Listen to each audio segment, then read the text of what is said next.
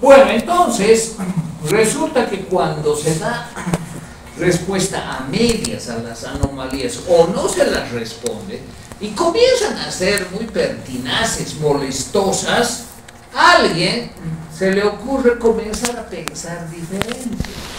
A alguien se le ocurre. Y desarrolla teorías diferentes a las establecidas.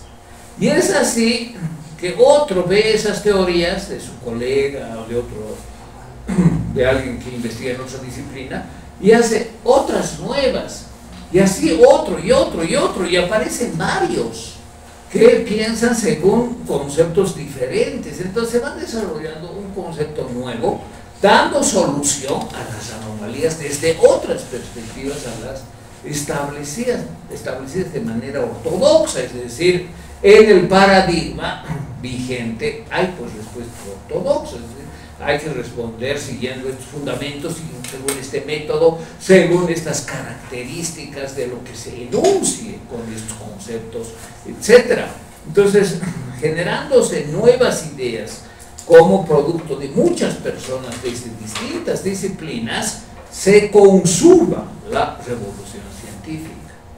Y al final se crea otro paradigma. ¿Cuándo hay un paradigma, diríamos, pleno?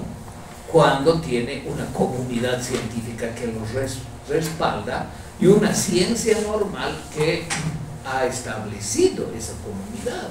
¿Qué es la ciencia normal?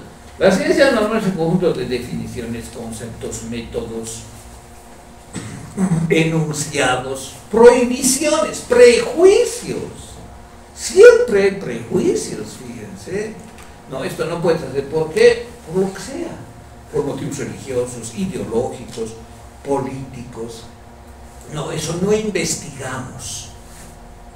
Si a ustedes, algunos de sus docentes dicen, no, ese no es tema, es que están respondiendo pues, a la comunidad científica, a la ciencia normal.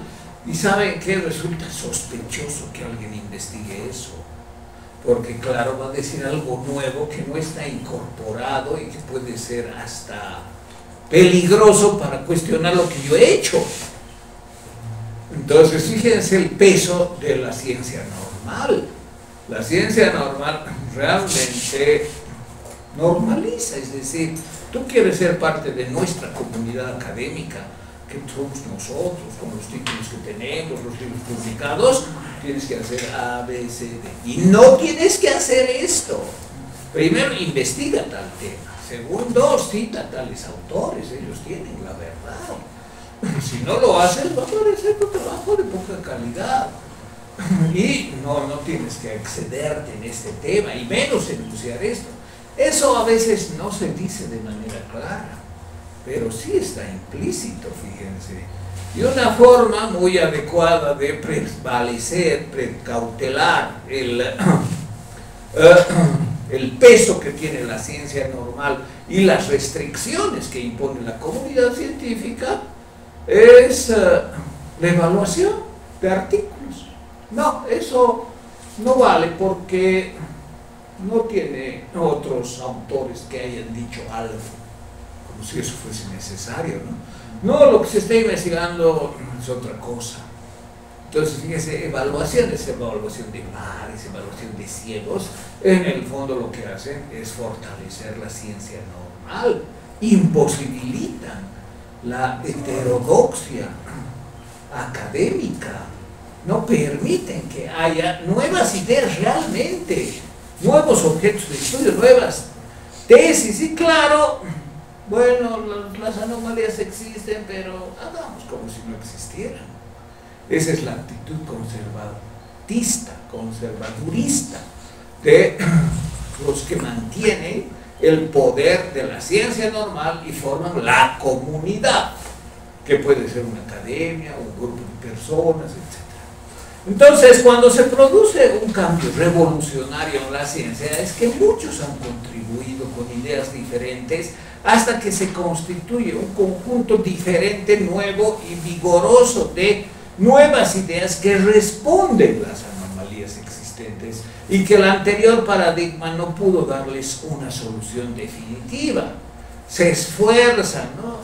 Hay la teoría de las esferas concéntricas, de Aristóteles, ¿no? La teoría de las esferas excéntricas, Eudoxo de Nido, la teoría de los epiciclos indiferentes de Ptolomeo, que son intentos de responder a la principal anomalía, que es la retrogradación de los planetas. Hay otra anomalía más, que se llama la precesión de los equinoccios, que no la voy a explicar porque realmente nos llevaría mucho más tiempo y es un poco complicado, pero lo de la retrogradación es fácil de entender, ¿no? Que se forman bucles en las observaciones desde la Tierra, que no hay una secuencia con distancias que correspondan a los lapsos de la observación, etc. Entonces, cuando se genera un nuevo paradigma con nuevas ideas, nuevos enfoques, nuevos métodos, nuevas teorías, se erige una nueva comunidad. ¿Eso qué quiere decir? Que la ciencia siempre va a tener sus guardianes, por decir así, ¿no? Una nueva comunidad científica que va a decir esto es científico, esto no lo es. Y va a haber una nueva ciencia normal. Entonces, ¿esto qué significa? Lo que otro autor, Foucault, que vamos a ver, dice, el saber siempre está vinculado con el poder. No es que existe la verdad científica válida para todos eternamente y que no sé quién la descubrió, sino todo está relacionado con el ejercicio del poder. Por ejemplo, lo que hemos visto, el poder de la Santa Inquisición ejercido de la peor manera sobre Giordano Bruno, sobre Miguel Servet, también sobre Galileo y otros, ¿no? O la fuerza de la comunidad que obligó a Semmelweis a probar su posición, infligiéndose a sí mismo cortes que al final lo mataron, porque quería mostrar que los objetos sucios contaminan el ambiente, que debe ser aséptico cuando se hace una operación, una intervención quirúrgica. Entonces, fíjense cómo es luchar contra la comunidad científica. Al final vuelve a aparecer otra comunidad, pero con el mismo poder o con poder todavía mayor, o con poder en otros ámbitos. Pero la religión ya no tiene nada que ver con la ciencia, supuestamente desde la edad moderna, ¿no? Pero no es tanto así. Les he comentado en una clase anterior que incluso en el siglo XX se defendía la teoría creacionista contra Darwin, pese a las evidencias. La evidencia falsea pues el creacionismo. Y claro, el que afirma o apoya el evolucionismo es un ateo. Una evolución del mono será él, pero no es criatura como nosotros de Dios, cosas así. Entonces, ¿en qué consiste la revolución científica? En que aparezca un nuevo paradigma como un trabajo colectivo de muchas disciplinas que comparten algunos contenidos en cuanto a definiciones, problemas, desarrollo metódico, procedimientos, validación. Hay métodos siempre de validación de una teoría, ¿no? Que puede ser con la corroboración empírica, por ejemplo. Entonces, dar énfasis a ciertos métodos usando determinada tecnología, etcétera, da lugar a que se consolide el nuevo paradigma, aunque eso da lugar también a que aparezca una nueva comunidad científica con un poder diferente, pero de cierta manera similar al que tuvo la comunidad científica que defendía, sustentaba, promovía, evaluaba y censuraba desde el paradigma anterior. Y curiosamente van a aparecer otras anomalías. Entonces, esto muestra que ninguna teoría científica es definitiva. Es decir, las nuevas teorías científicas que se generen dentro del nuevo paradigma puede ser, y es muy plausible, que resuelvan las anomalías anteriores. Claro, con la teoría heliocéntrica ya no había el problema de la retrogradación.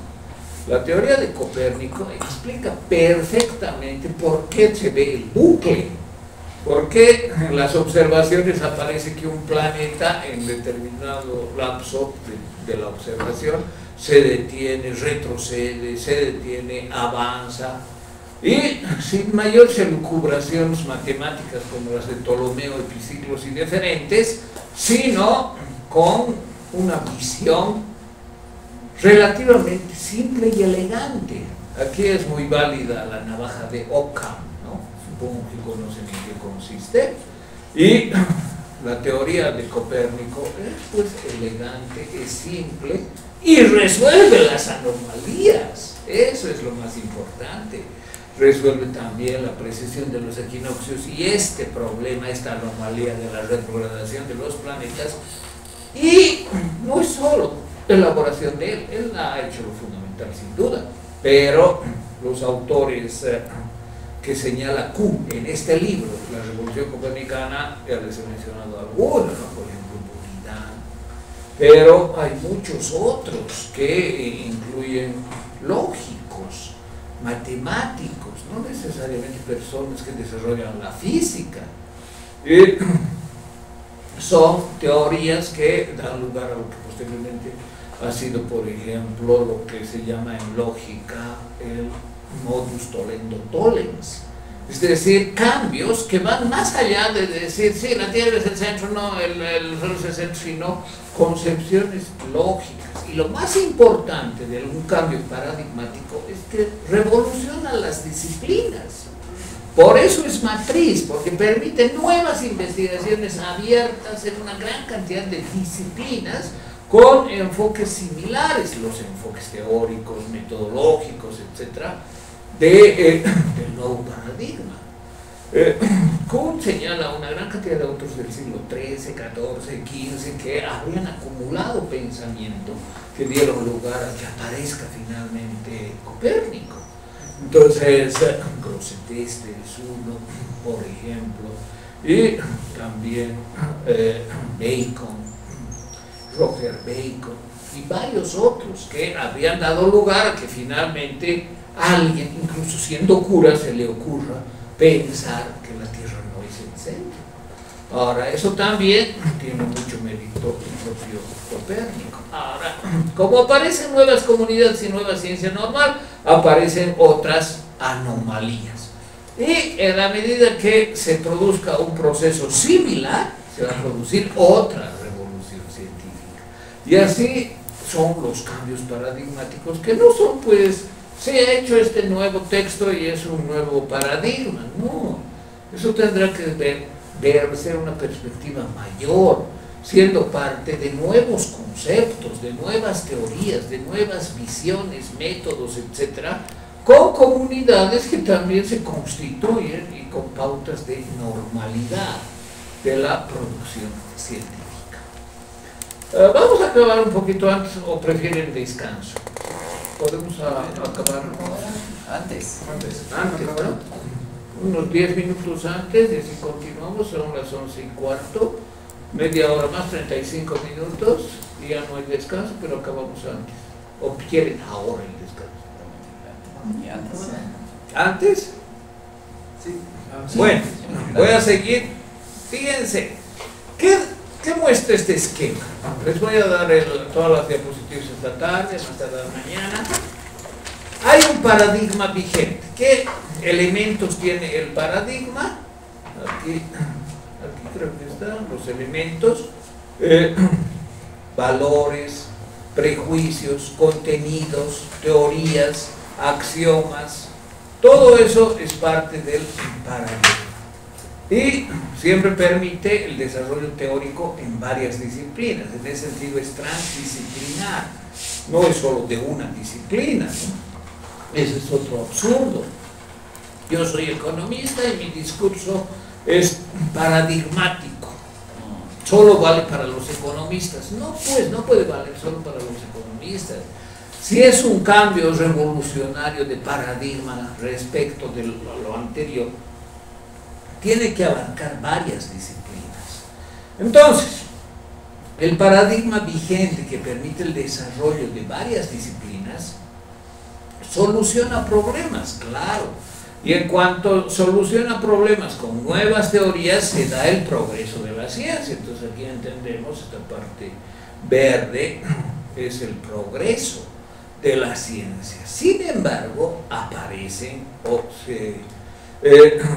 se vuelven persistentes, ¿no? Y esta anomalía, ¿cómo la resuelve?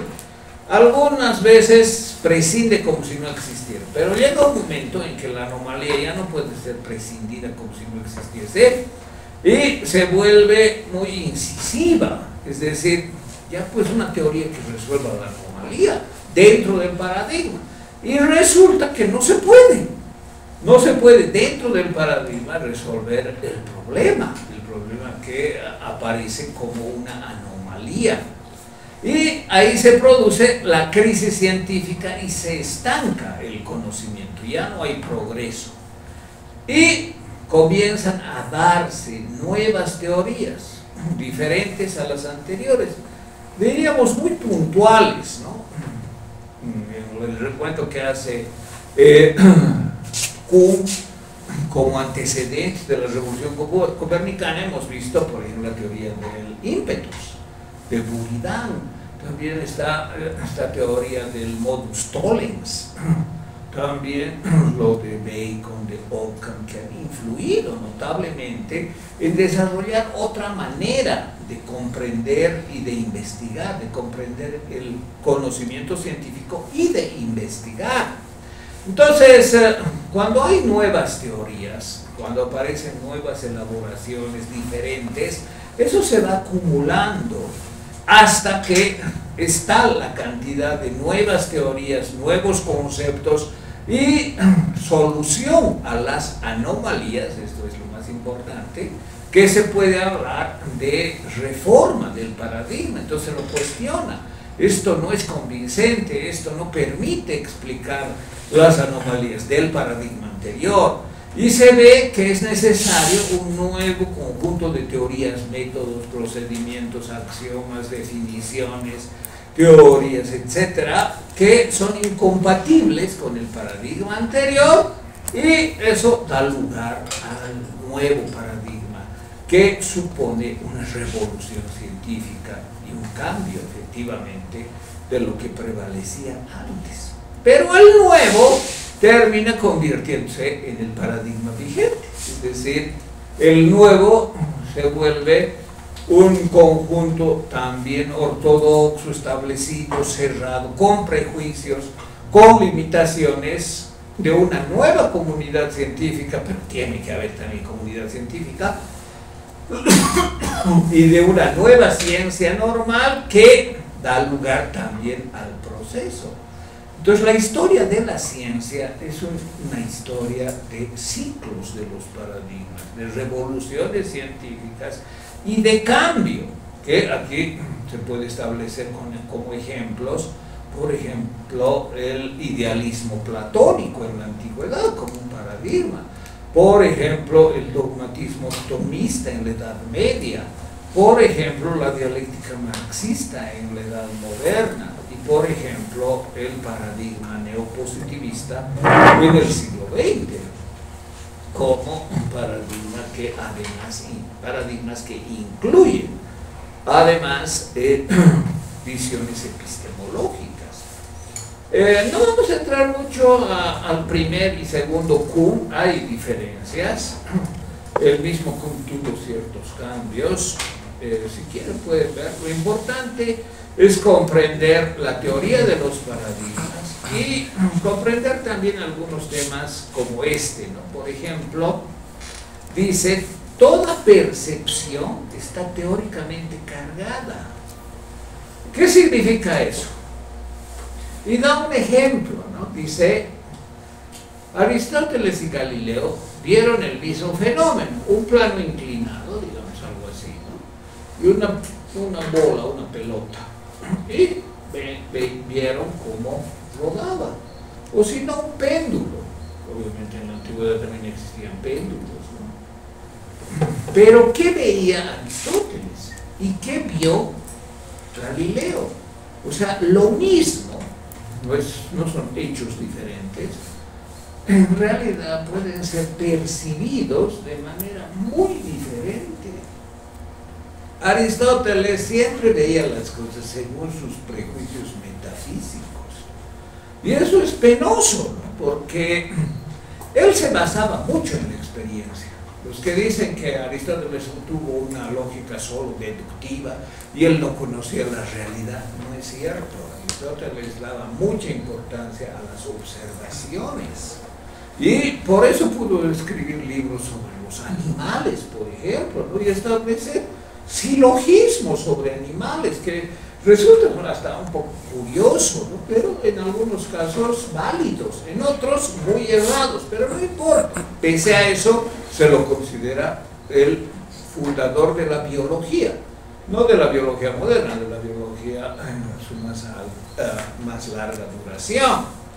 Pero bueno, también sobre los planetas, ¿no? Observaciones meteorológicas, y tiene libros sobre todo, es increíble, pero con muchos errores, porque prevalecía siempre en su percepción sus conceptos metafísicos.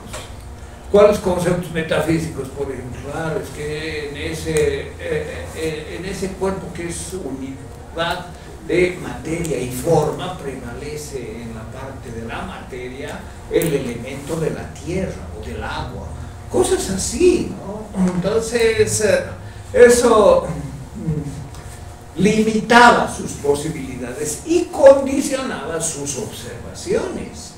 O sea, él no podía, por ejemplo, viendo un péndulo, pensar también la ley de la inercia, como fue el caso de Galileo. Galileo vio también el mismo péndulo, pero con otros experimentos al final pudo, gracias a una observación limpia de prejuicios, realizar un descubrimiento tan importante como la ley de la inercia.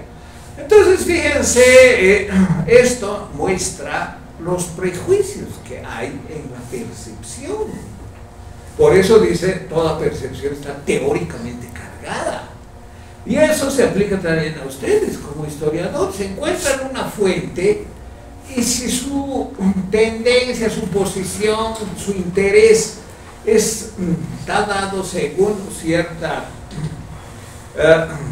posición explícita, van a ver esa fuente de acuerdo a esa perspectiva. No van a ser neutrales en general, ¿no? O sea, en general hay prejuicios en la observación, fíjense. No estamos hablando de la interpretación, es decir, van a ver lo que quieren ver, no van a ver lo que no les gusta ver, no van a considerar lo que va en contra de una perspectiva definida. Por ejemplo, de una fuente que les permita desarrollar una narrativa histórica. Entonces, eso sucede hasta a los científicos que tienen una muy fuerte base empírica. Por ejemplo, los físicos, ¿no? Quieren ver lo que quieren ver. Lo que no les gusta y perjudica sus ideas preconcebidas, no le van a dar importancia o lo van a ignorar. Y eso, claro, significa que toda percepción está teóricamente cargada por el paradigma. Y eso implica también la prescindencia de los contraejemplos. ¿Qué es un contraejemplo? Algo que me contradice. Lo que yo estoy diciendo está contradicho por tal situación, tal realidad, tal hecho, tal caso. Entonces, no, yo no les voy a dar atención porque a mí me interesa esto. Entonces, como me interesa esto, no voy a hablar de lo otro que contradice, que me contradice. Esa es una actitud muy cómoda, ¿no? Yo alguna vez he escuchado eso, ¿no? En alguna defensa de tesis, y le dicen, pero ¿y por qué no ha tomado en cuenta estos acontecimientos que contradicen lo que usted? No, es que a mí me interesa solo esto. No, pues no puede ser esa argumentación. Si estamos hablando de lo mismo y hay contraejemplos, hay que incorporarlos y hay que dimensionarlos. explicarlos y hay que matizar la conclusión incluyendo el contenido del contraejemplo.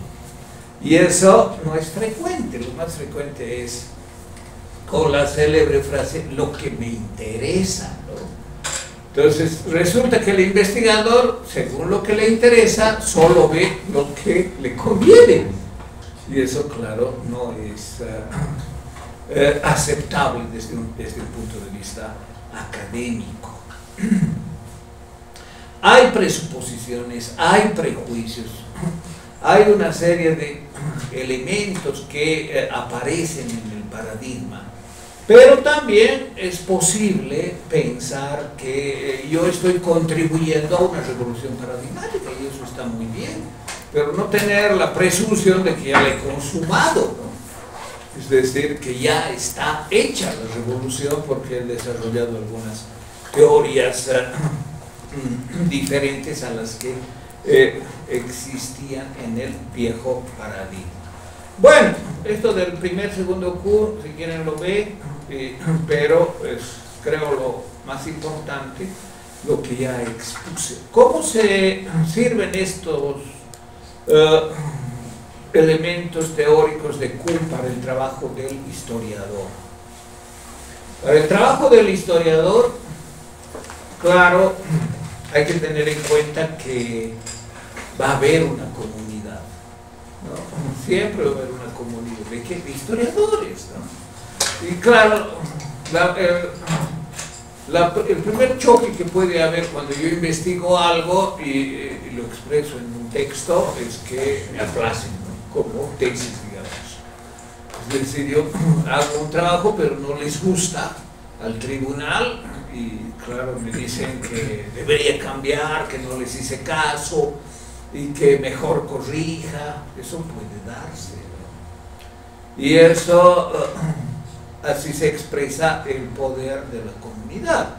Ya no es la Santa Inquisición que me va a quemar, ¿no? Pero de cierta manera es nada más el poder de quienes lo detentan.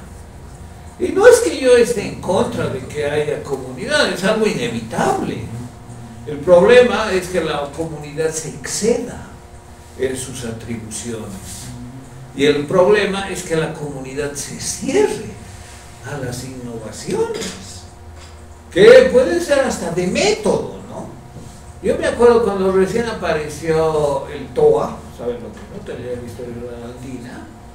Había pues mucha gente reacia. ¿Cómo va a tener valor un testimonio oral, además de quiénes, ¿no? Había oposición.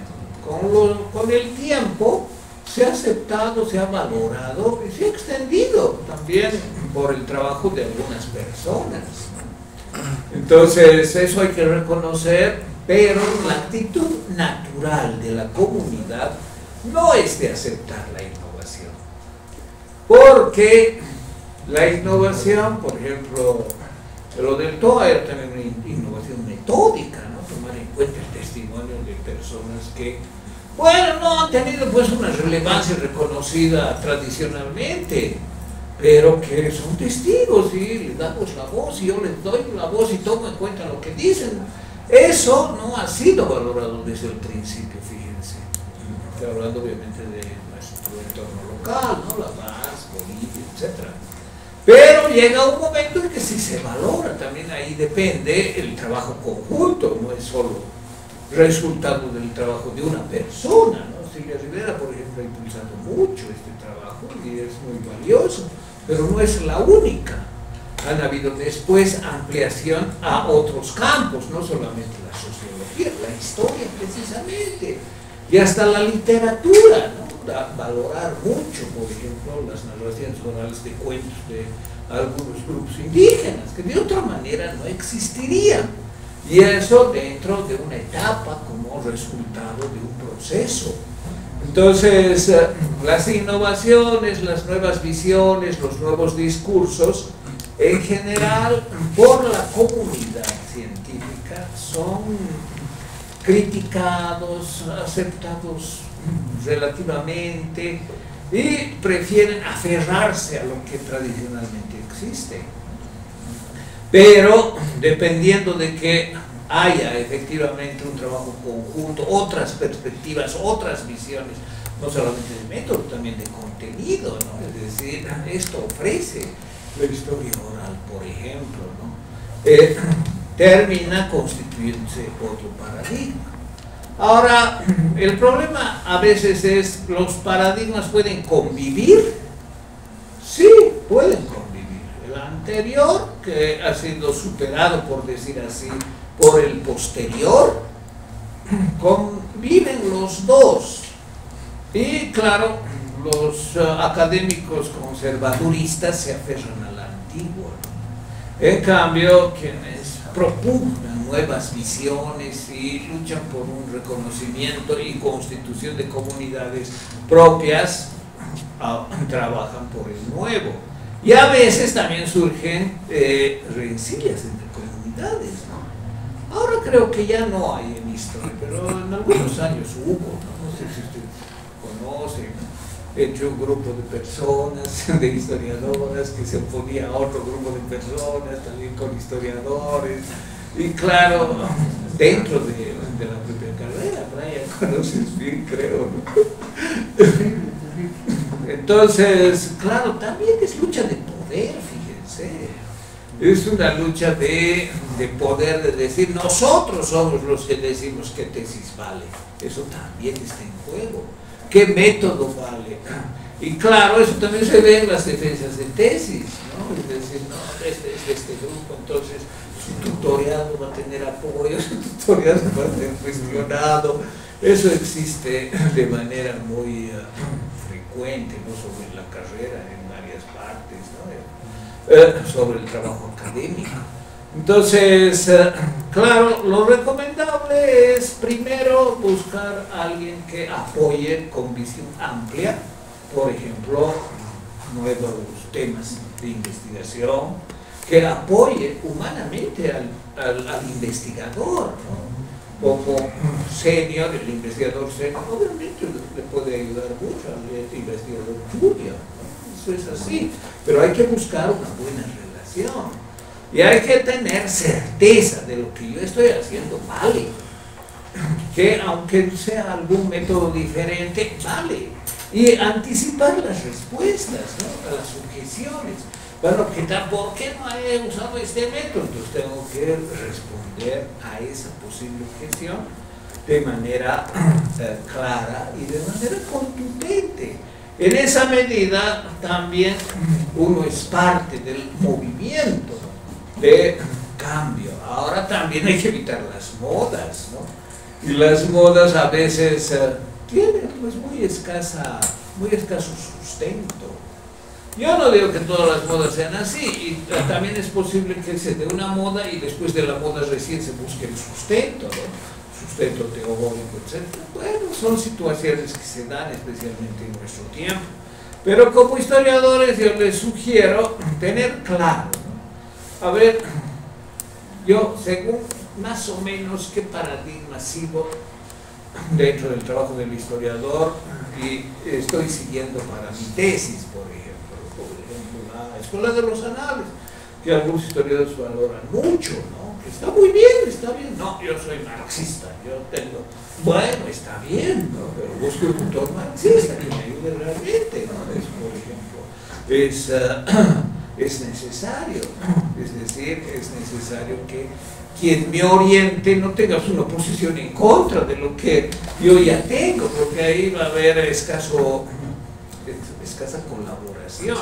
Más bien tiene que ayudar a poder enfrentar objeciones venidas desde posiciones diferentes a una posición que más o menos compartimos los dos. Y por otra parte, tener claridad de por qué no estos otros enfoques y cuáles son las anomalías de esos enfoques que a mí no me convencen porque no son satisfechas y por qué este otro. Entonces, si es un cambio de nuevas teorías, conceptos, métodos, etc., debo tener claridad al respecto. También debo, de alguna manera, buscar el reconocimiento del tutor, ¿no? El reconocimiento del académico, es decir, el tutor me va a defender, yo sé que me va a defender porque está de acuerdo en lo que yo digo, está de acuerdo en lo que el método que he empleado. Eso es muy importante, fíjense, porque al final es un juego de poder y eso hay que preverlo, ¿no? Entonces los paradigmas sirven también con estas puntualizaciones que les digo para el desarrollo del trabajo académico. Sí, Brian. Doctor, disculpe, después de escuchar toda la explicación me venía a la cabeza el florero de Llorente, ¿no? ¿Y qué es el florero de Llorente? Es cómo inicia en la Nueva Granada la revolución. O sea, en resumen, una familia se ha querido prestar el florero del otro y el otro se ha negado, que han negado los golpes, y de ahí había una asamblea, ¿no? Que ha sido prácticamente lo mismo que ha sido en Chuquisaca en 1809, ¿no? Que viva el mal gobierno, viva el rey Felipe. Entonces, me lleva el paradigma de que a partir de un hecho va a desarrollarse un acontecimiento. Y ahora que estoy yo leyendo a Gramsci así a profundidad, él tiene muchos entendimientos sobre esto, lo que usted nos habla, porque por un lado habla de la ciencia y te explica que para la filosofía no es la ciencia completa, sino ni las ciencias naturales, sino que va a ir desarrollándose a partir de lo que es el hombre. Y te da dos propuestas. Podemos tener que la vida es hecha por el hombre, ya están hechas y van a quedarse así, o la otra forma, que es la fuerza de producción de las personas que están desarrollando. Entonces yo creo que este paradigma, según lo que usted nos habla de la historia, sí es una previa de un trabajo bien colectivo. Pero ¿qué es el trabajo colectivo y a partir de qué? De los acontecimientos que van a ir alrededor, de lo que se está pasando dentro de la sociedad, porque no olvidemos que cualquier hecho histórico va a ir a partir de muchos acontecimientos que han pasado detrás para que haya una explosión dentro de la historia. Eso. Muy bien, yo te sugiero, Brian, que tengas claridad sobre el enfoque de tu trabajo, porque supongo que es sobre tu tesis que estás hablando, ¿no? No. Esto de Gramsci no es sobre tiene... el trabajo que estamos haciendo para el Sí, pero ese es, digamos, un trabajo teórico que se realiza aquí. Tu tesis nada tiene que ver con el marxismo, porque yo les hablaba de cómo deben tener en cuenta estos contenidos para su tesis, ¿no? Sí, en realidad yo estoy trabajando más en el tema del siglo XIX, más el tema de la Confederación Perú-Boliviana. Estoy enfocado más que todo... Y no es enfoque marxista, no es gramsciano. No, totalmente. Podría ser, ¿no? Estoy haciendo con otra metodología que es de Rousseau, y estoy usando Montesquieu, estoy usando a... Desde el punto de vista historiográfico, ¿cuál es el sustento metodológico, digamos? Estoy haciendo un tema súper preciso, que es los soldados dentro de la Confederación Perú-Boliviana que han ido a defender el territorio peruano en 1835. O sea, mi concepción es de 1833 al 35. Entonces, lo que estoy haciendo es usar fuentes de primera mano, Pero, por ejemplo, si tú entenderías que la guerra es la forma más extrema de la lucha de clases, por ejemplo, estarías asumiendo una concepción marxista. ¿Es así o no? Porque también puedes asumir una concepción funcionalista, ¿no? En que señales que, de acuerdo a los intereses de una nación y a los objetivos económicos, se produce una guerra, pero que se puede atenuar con acuerdos de paz, por ejemplo. Entonces, esos enfoques teóricos que inciden sobre la metodología es lo que hay que tener en cuenta. O sea, cómo ves algunos acontecimientos, cómo los investigas, desde qué sustento teórico. Y eso obviamente vale para todos, ¿no? Tener claridad de cómo yo estoy enfocando este tema. Porque si no, puede resultar muy ecléctico. Ahora, que sea ecléctico no está mal de hecho. El peligro del eclecticismo es que os reúna posiciones antagónicas. Es decir, concepciones que son tan diferentes que, bueno, pues es ficticio que las una. En esto yo soy funcionalista, en esto soy marxista. Acá tengo un enfoque más, digamos, eclesiástico cristiano, que puede ser, ¿no? Como un enfoque moralista, religioso, etc. Entonces, hay cosas que no se pueden unir, es decir, enfoques que no se deberían unir. El eclecticismo tiene ese riesgo. Ahora, también tiene el beneficio de que yo puedo hacer un análisis omnilateral, es decir, de varios lados, de varias perspectivas, eso también. Pero debe quedar claro, eso no se hace antes, se hace después, ¿no? Eso es muy interesante. Uno dice, no, yo tengo que ser primero bien formado como marxista y dominar el método dialéctico para hacer mi tesis de historia. No, conociendo las fuentes, analizándolas, conociendo la bibliografía, se va definiendo el perfil del enfoque metodológico y teórico, que es importante tenerlo, pero que se va a decantar en un momento determinado a plenitud, y eso es lo que ustedes tienen que ver. Están en el último año y sería bueno, teniendo ya los temas, las investigaciones, el tutor es sumamente importante y mejor que sea lo antes posible su elección. Ya van a tener las bases para efectuar dentro de un paradigma, dentro de una visión teórica, de una manera de ver los temas, de un enfoque metódico. Bueno, disculpa Andrés porque creo que no te permití. No, doctor, primero lo primero, tranquilo. Sin embargo, sí tenemos de todas maneras ahí. Claro, ahora tienes todavía oportunidad. No sé si alguien más quiere decir algo. Ya, un momentito antes ya. Todos ya han arreglado su entrega, ¿no? Del trabajo. Porque a algunos les he puesto falta esto, tienen que poner el dato y listo, ¿no? Había el grupo este. Sí, también. No, se ha ido a armar el trabajo. Él lo habrá hecho, entonces. Ahí John está. Debería estar. Bueno, esperaré hasta el final de la clase, ¿no? Sí, tú querías los tres. Sí, doctor, con relación a justamente de esto en el mundo de ahora, el tema de la ciencia, por ejemplo, cómo se aplica mundialmente, en el tema de la OMS, ¿no? Por ejemplo, en el tema de las vacunas. ¿De la qué? De la Mundial de la Salud. Ajá. El planteamiento del problema de la pandemia ha sido bien interesante porque... Escuchen, por favor, ya. Porque, por ejemplo, estaba avanzando el sistema de vacunación y a través de datos todo el mundo aseguraba que el sistema de vacunación era bueno, pero me acuerdo que cuando el presidente Trump se enfermó de COVID, a él lo curaron con un sistema de células madre, no sé qué, como unas pastillas, no sé cómo, que salían en el hospital Hopkins. Era nuevo, ¿no? Que era nuevo. Y el problema no era ya tanto entre la discusión de por ejemplo, neopositivistas, historicistas, no del tema de la ciencia, sino el financiamiento, ¿no? Para que estos sistemas se puedan aplicar de manera global en el mundo.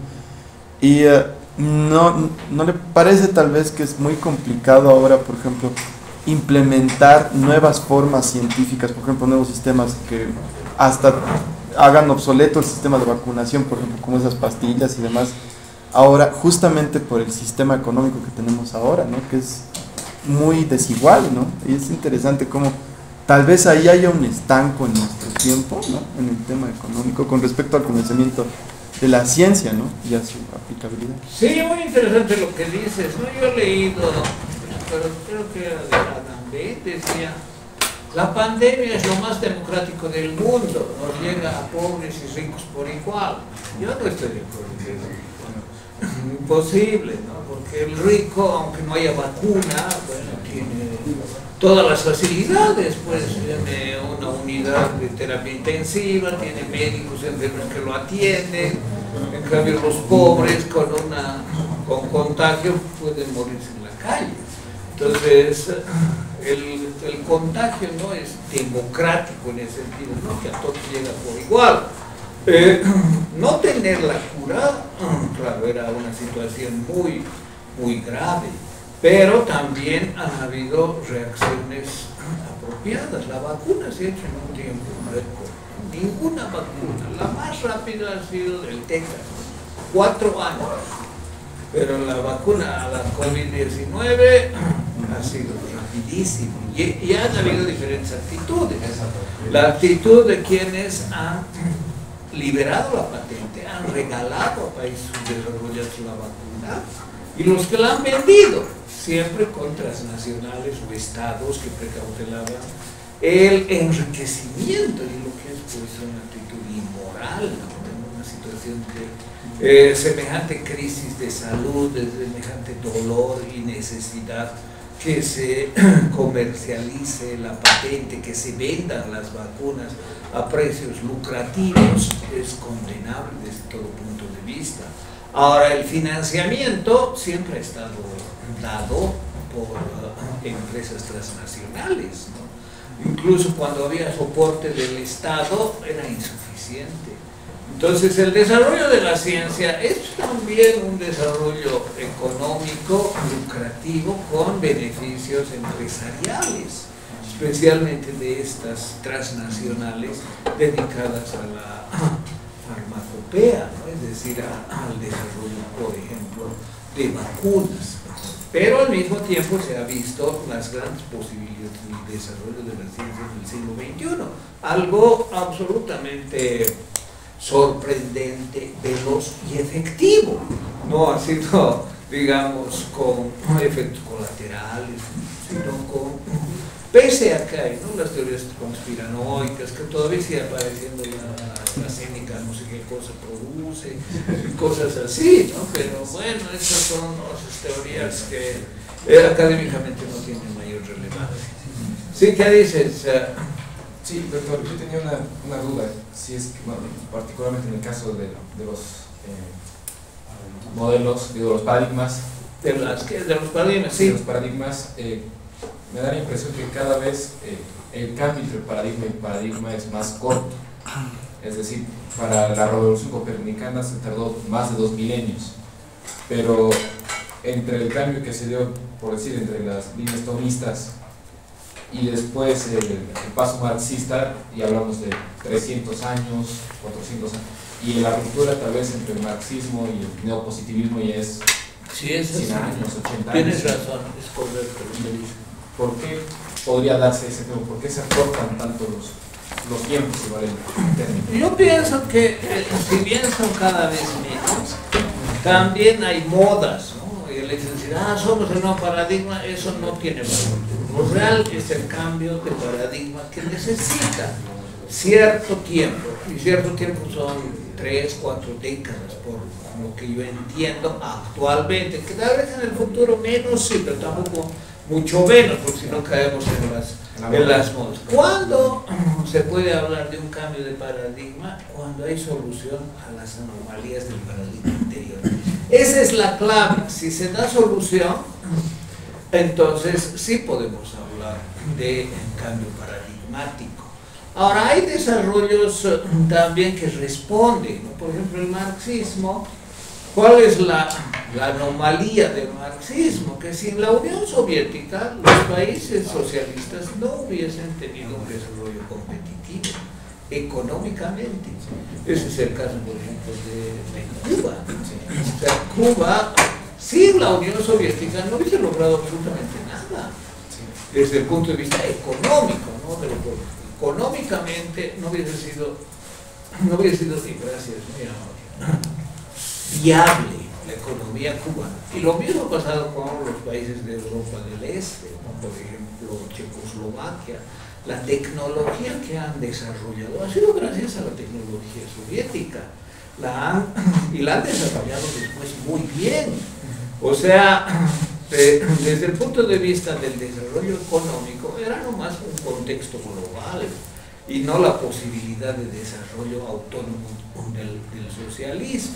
Y por otra parte, esas anomalías de auspiciar un gran desarrollo económico que no ha sido real, sino siempre con apoyo soviético, están las otras, ¿no?